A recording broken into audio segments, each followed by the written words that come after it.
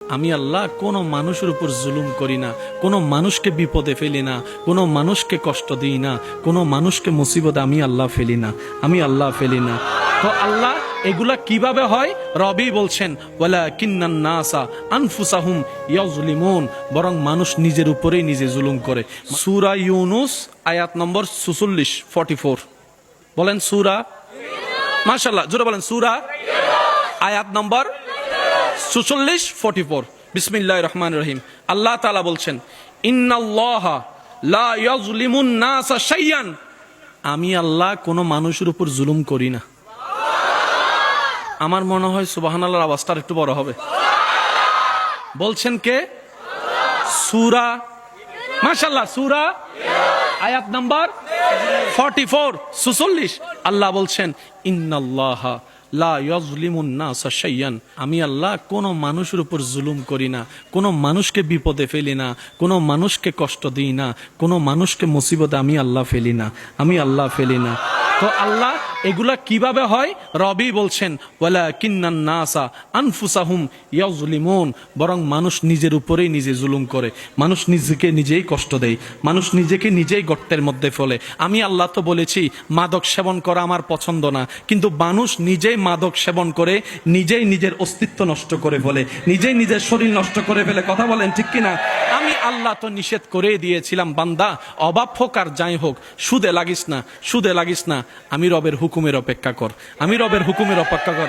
আরে আমি আল্লাহ সুলাইমান নবীকে পৃথিবীর বাদশা বানায় দিতে পেরেছি, আমি আল্লাহ ইউসুফ নবীকে জেলখানার থেকে রাজপ্রাসাদের রাজা বানায় দিতে পেরেছি। সুবহানাল্লাহ। আমি আল্লাহ ইউনুস পয়গম্বরকে 40 দিন মাছের পেটে থাকার পরও আমি আল্লাহ ওনাকে মরতে দিই নাই, ওনাকে মরতে দিই নাই। আমি আল্লাহর উপর বিশ্বাসটা একটু রাখ না বান্দা। তোকে কে কষ্ট দিচ্ছে আমাকে এসে বল, তোর উপর কে জুলুম করতেছে আমাকে একটু এসে বল না। রব বলে যে বান্দা তোর কি দরকার? তোকে তো তাহাজ্জুদের ওয়াক্ত আমি দিয়ে দিয়েছি, গভীর রাত দিয়ে দিয়েছি, গভীর রাত দিয়ে দিয়েছি। দিনের বেলায় নামাজটা পড়ে গভীর রাতে এসে আমি রবের সাথে প্রেমের কথা একটু বল না, একটু প্রেমের কথা বল না। আমি গভীর রাতে তো আমি আল্লাহ ডাকতে থাকি, কার কি সমস্যা আছে বান্দা আমি রবকে একবার বল, আমি রবকে একবার বল, আমি রবকে একবার ডেকে তো দেখ। বান্দারে কে আছস অসুস্থ আমি রবকে জানা, কে আছস অভাবী আমি রবকে জানা, কার কি সমস্যা আমি রব তোদের কথা শুনবো। রব ডাকতে থাকে, রব ডাকতে থাকে, আপনি আমি ঘুমাইতেই থাকি, ঘুমাইতেই থাকি, ঘুমাইতেই থাকি। রব ডাকতে থাকে অভাবী কে আছো আমার কাছে আসো। আপনি আমি ঘুমের মধ্যে থাকলাম, সকালটা হলো, এবার সেই অভাবটাকে কাঁধের মধ্যে নিয়ে অভাব দূর করার জন্য বিভিন্ন অনৈতিক কাজের মধ্যে লিপ্ত হয়ে গেলাম, আল্লাহ নারাজ হয় এমন কাজে লিপ্ত হয়ে গেলাম। রব বলে যে একটু অপেক্ষা তো করতেই আমার জন্য। এই অপেক্ষাটার নামই হচ্ছে সবর, এই অপেক্ষার নামই হচ্ছে ধৈর্য। এই জায়গায় গিয়ে আমরা মাইর খেয়ে ফেলছি, বুঝতে পারি না মনে কথাটা। এই জায়গায় গিয়ে আমরা টোটালি মাইর খেয়ে ফেলছি।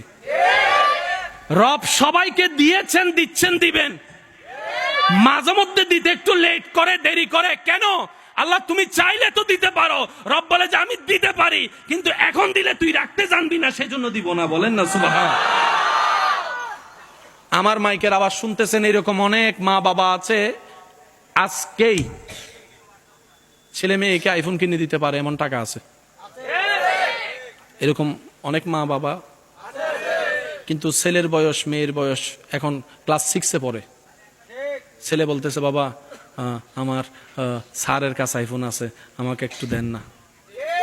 মা বাবা বলে যে তোমাকে এখন ফোন দেওয়া যাবে, তার মানে মা বাবার কাছে টাকা নাই।